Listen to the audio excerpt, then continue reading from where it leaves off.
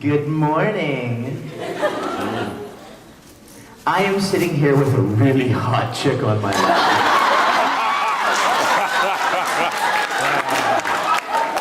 All right, everybody? Yeah! Hey, say hello to Michelle. We're having fun, sweetheart.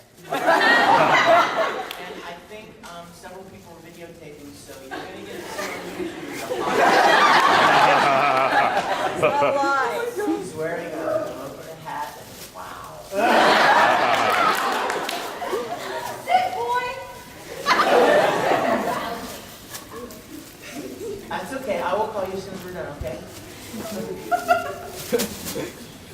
Michelle says hi to everybody, and she loves you very much.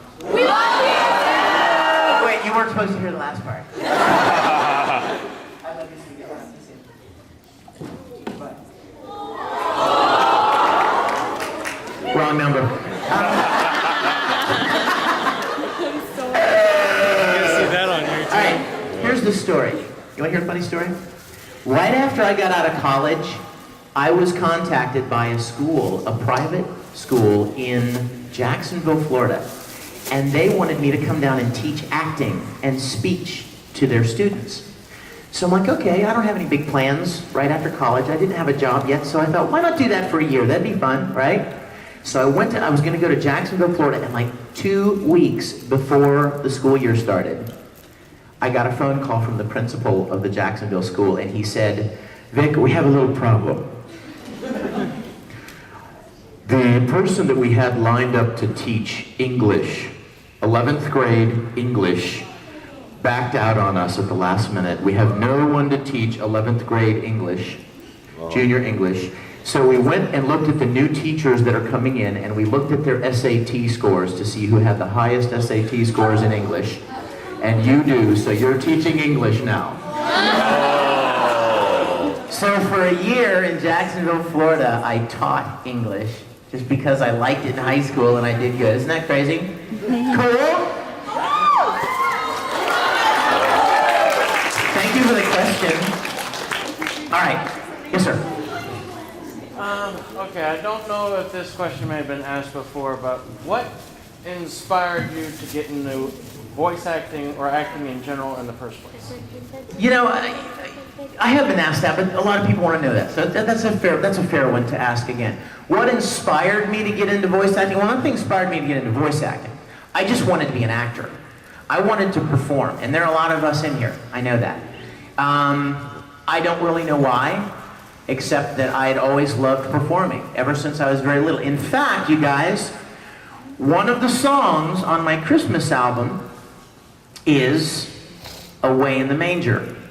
The reason that's on the Christmas album, the sole reason it's on the Christmas album, is because that was the very first thing I ever did in public. I sang that song at a Christmas show at my church in Greensburg, Pennsylvania in 1842.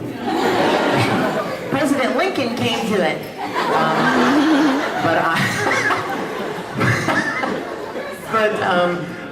So I put it on there because ever since I was very young, I started singing in church and then singing in school programs and then getting into school plays and then getting into community plays and going to summer drama camps for a week where they would teach us how to build sets, how to light sets, how to paint flats, how to act, blocking, makeup, all of it. And I loved it. And so a little over 10 years ago, when a friend of mine here in Houston said, hey, you got a lot of experience in acting, don't you? I'm like, yeah, a buttload. And he goes, you ought to go and audition for this place in town that does animation from Japan. They need actors to dub it into English. I'm like, really? There's a place like that in Houston? Like, yeah. So I went and auditioned for ADV Films. At the time, ADV fit on this stage. I mean, it was just a very small company of people that loved what they did. They loved anime, and they were doing this because they loved it. And I got cast as Vega in Street Fighter 2. And then the next show came up, I think it was like Gasaraki or Nadesco or something, and got a role in that, and then another show, and the ball started rolling.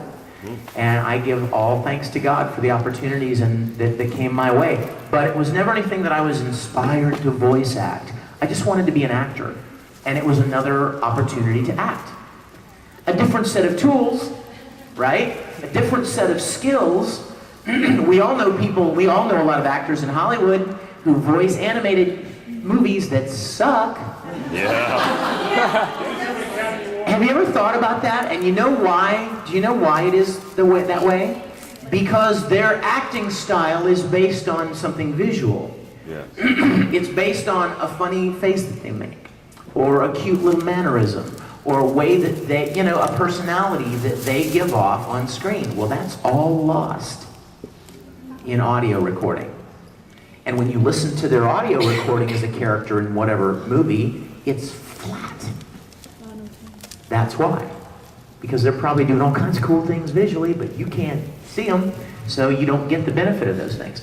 So no real inspiration, just always loved acting, and it was another opportunity to act.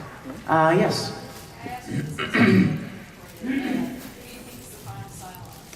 Who do I think is the final Cylon in Battlestar Galactica? I wish I knew.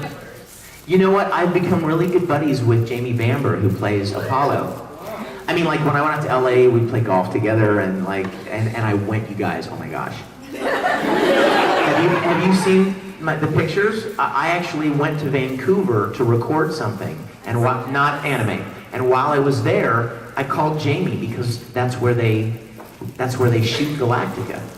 And so he's like, hey, you want to come to the set? And I'm like, yes! So I went to the set and hung out all day. And no security or anything. I mean, once they put your name at the front gate and they let you in, it's like I'm walking around. And I'm walking in the control, the CIC alone. They weren't shooting there. So I'm just hanging out like, I can't believe this is insane. There's a Viper in the hangar bay, and I mean, I went over to Baltar's, the set where Baltar's quarters are, and stole stuff. Well, it's not stealing, actually. I had to take a souvenir. Come on. Wouldn't you? Yes. Yes, yes. No, actually, you know what I did? I took a little bracelet and I gave it to Michelle. So I don't even have it. But I have some great pictures. Anyway, okay, let's keep going. You with the furry automail. Did you see this? It's awesome. It's like, is it felt? Yeah, it's felt. That is great. It's awesome. Good idea. Yes. Do you like my pants okay? Okay, don't make fun of me. If you think they're really bad, just please don't tell me because I'm really self-conscious about them. I bought these. Hold on.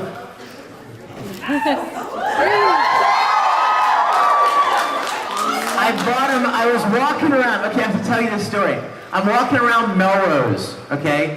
Melrose is cool clothing capital of the world. So I'm walking around Melrose a couple of weeks ago, and I was by myself, and I was just looking around and stuff. And I went in this store, and it was all of this really cool rocker stuff.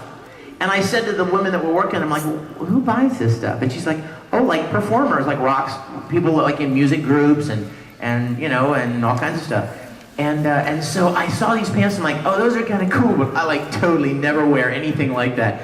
And she's like, you look good in those. So I call Michelle, and I'm like, honey, I really like these pants, but I feel really stupid wearing them. Because they don't seem like me. And she's like, well, what do they look like? I'm like, I don't know. And I took my camera, took a picture of the mirror of me standing there wearing them and sent it to her. And she wrote back, she's like, well, yeah, they are a little different, but you look good in them. Except for my bowed legs. Oh, that's from all those years of soccer. Not horseback riding. Anyway, and so I bought them, and this is the first time I've ever worn them. Literally, I packed them, and I'm like, you know what? It's Houston. These are my peeps. They'll be understanding. Holy crap, I can't believe we're almost out of time. Yes, in the